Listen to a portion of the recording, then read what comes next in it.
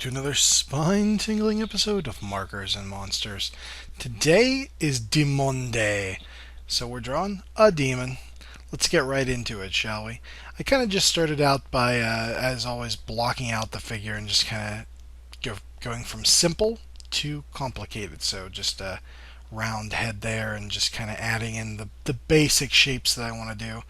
I had a little trouble with this guy's pose. I wasn't sure what he was going to be doing. So right now it looks like he's kind of like flexing, but you know what? That's okay. It turned out pretty cool at the end. So that's how it is. I initially was going to have him holding like a gun or a weapon or something, and that didn't work out. But hey, that's why we draw and sketch and just try different things to see if they work. Now he was a blast to do, as always. Just some beefcake looking horrible spawn of hell. He's got piercings all over. There's piercings in his collarbones, which is kind of fun. Rings and stuff like that. And he's got kind of a gauntlet with spikes on. Gotta go red for a demon too. I just figured that was very, very appropriate for whatever reason. And just made him look really menacing and evil and horrible. I love demons in all kind of parts of pop culture. I am a big D&D guy. I've been a D&D player since way back, so demons have kind of been a big part of that experience.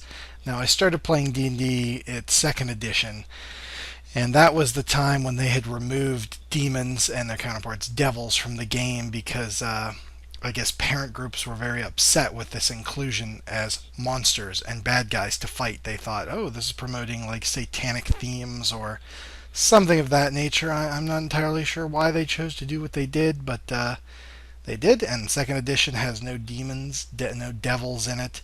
They kind of renamed them other things. They were in the game, but they weren't called demons. They weren't called devils.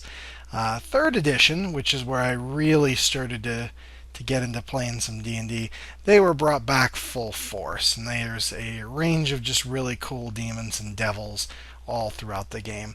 I'm now playing 5th edition, and while the monster manual does include demons and devils, they feel a little samey to me. Like, they're not bad, but I would say if I was going to throw demons and devils at my players in the game, I would definitely alter them a bit and make them a little bit more, just badass, kind of like this guy here in front of you.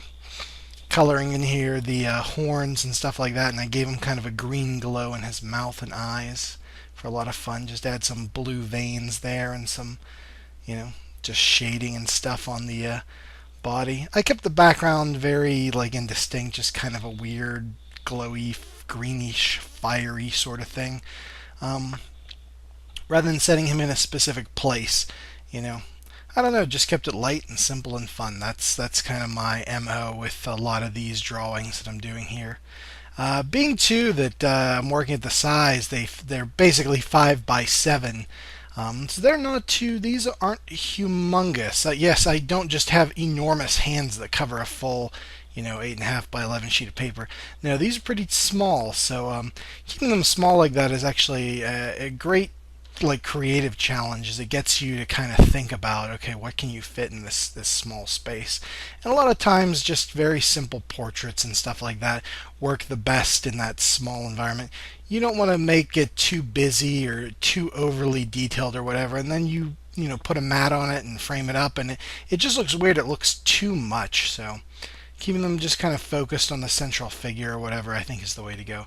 Now, when I do larger works, I'm usually working at 11 by 14 for a lot of pen and ink stuff at a minimum. That allows you a lot more space to just add in, multiple mini figures, tons of detail and stuff like that. But after doing this for a while, I think I can get some decent detail out of them, at least to my satisfaction. Hopefully you guys like them too. So if you do, or if you don't, drop me a line. Let me know what you're feeling. And yeah, that's cool. So yeah, let's just finish up here with the inking, just adding in some of these almost like bodybuilder style comic book lines. It's good to actually, if you are an artist interested in comic book style stuff, grab a bodybuilding magazine and use that as a reference.